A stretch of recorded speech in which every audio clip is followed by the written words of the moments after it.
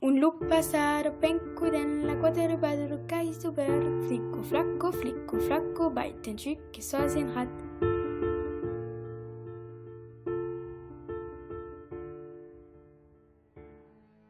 Demain c'était mieux est un projet de court-métrage.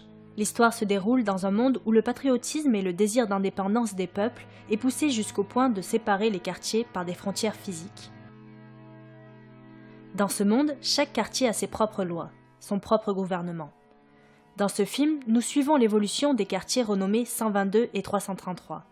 Le premier abrite une population à majorité blonde aux yeux bleus, mais défavorisée. Le second, des personnes plutôt brunes, vivant dans un environnement aisé mais sécuritaire.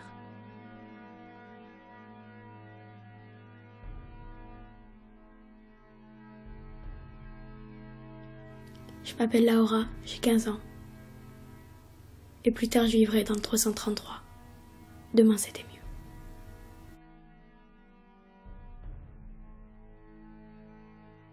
Et vous faites quoi ici? Je fais du camping et un film. Ouais. Et toi, tu joues quel rôle? Mika, Et c'est qui ta famille dans le film? une famille. Une famille. Ils ont des noms? Non. Non? Non. Ils ont pas de nom. Si. C'est quoi?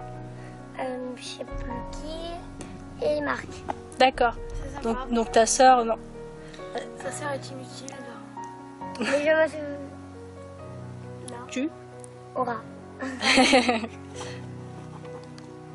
C'est beau ici? Oui, et... Quand est-ce que c'est fini? Là, tout de suite. Ah, merci.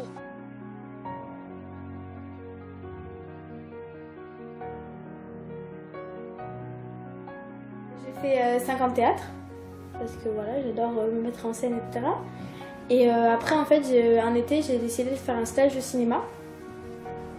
Et à ce moment-là, c'est là que j'ai rencontré la réalisatrice Stéphane Benoît. J'ai fait un casting pour un autre rôle dans le même film, enfin le même court-métrage. Et la réalisatrice a décidé de changer le rôle principal. Avant, c'était un garçon. Elle a décidé de faire une fille et elle m'a choisi.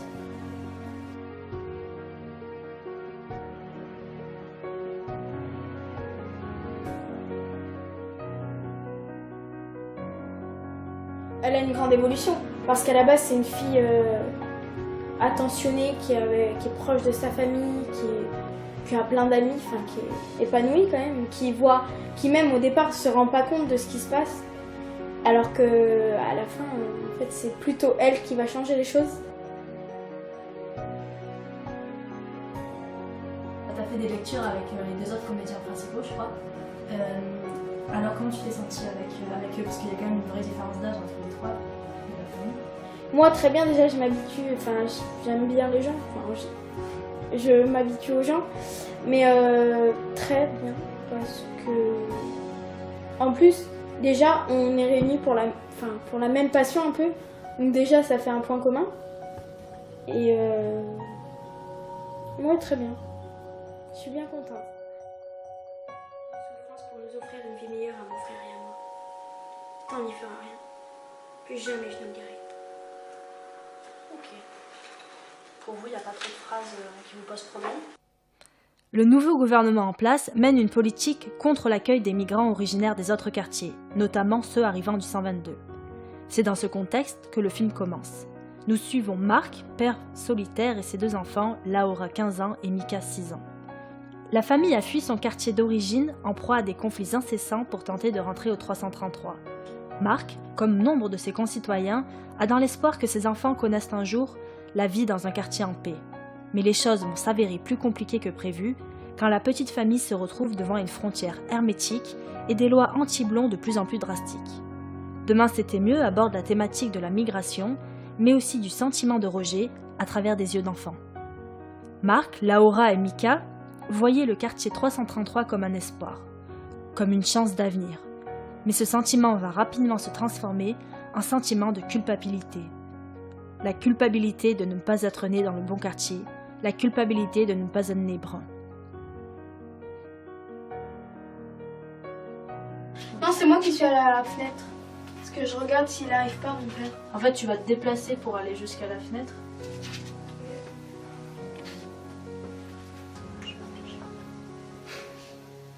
Parce que du coup, ça fait pas fait. Ça peut être fait comme ça. On se retourne vers toi. Oh, t'es pas caché, gna. Faites votre dialogue, vous pouvez te rejoindre sur soi. Et puis là, t'entends le père arriver. Du coup, c'est toi qui te lèves et lui te suit jusqu'à la porte. Ok. C'est toi qui fais ça.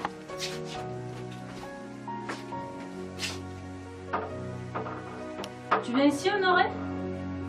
Viens.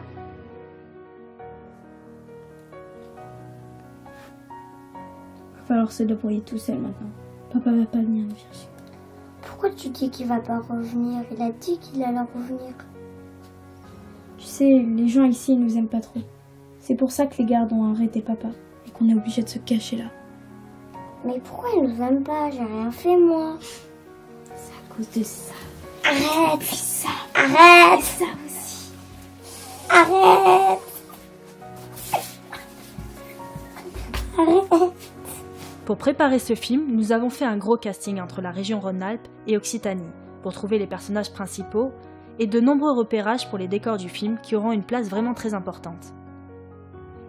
Pendant 2 semaines, nous avons fait des sessions de lecture et de répétition avec les acteurs principaux sur les décors. J'ai fait le choix de prendre ce temps avec les comédiens pour qu'une complicité réelle et non jouée s'installe entre eux.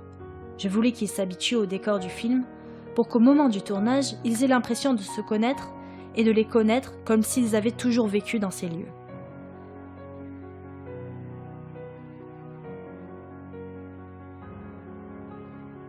L'idée de ce film m'a beaucoup été inspirée par l'actualité. Les migrants, les désirs d'indépendance des peuples, les projets de nouvelles frontières sont autant de thématiques qu'on le retrouve dans le scénario de Demain c'était mieux. Mais ce n'est pas un film qui parle de l'actualité, enfin pas seulement. J'ai voulu traiter du sentiment d'ostracisation vécu par tant de peuples dans l'histoire passée, présente et peut-être future de la façon la plus universelle possible.